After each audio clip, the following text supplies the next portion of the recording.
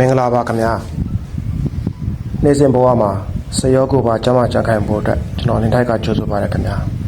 ဒီနေ့နောက်ဆုံးအနေနဲ့ပြပေးမယ့်လေ့ကျင့်ခန်းကတော့180 jump squat ဖြစ်ပါတယ်ဒီလေ့ကျင့်ခန်းကနှလုံးခုန်လုံးမြင့်တင်ဖို့နဲ့လှုပ်ရှားမှုပေါ်ပါစေရန်ရည်ရွယ်ပါတယ် squat ထိုင်ရာကနေအားနဲ့ခုန်ပြီးနောက်ဘက်ကိုလှည့်လိုက်ပါမျက်နှာမူရအရက်ကိုပြောင်းလဲလိုက်တဲ့သဘောပါပြန်ကြားတဲ့အခါဒူးမနာအောင်ညင်ညင်သာသာပြန်ကြားဖို့သတိထားပါခေါင်းမူးကျင်တယ်လို့ဖြစ်ရင်အရှိန်လျှော့လုပ်ပါအမြင်သစ်တွေရရှိသွားစေမဲ့လေ့ကျင့်ခန်းတစ်ခုဖြစ်ပါတယ်နောက်နေ့မှပြန်ဆောင်ကြမယ်နော်စိတ်ရောကိုယ်ပါကျန်းမာပျော်ရွှင်ကြပါစေ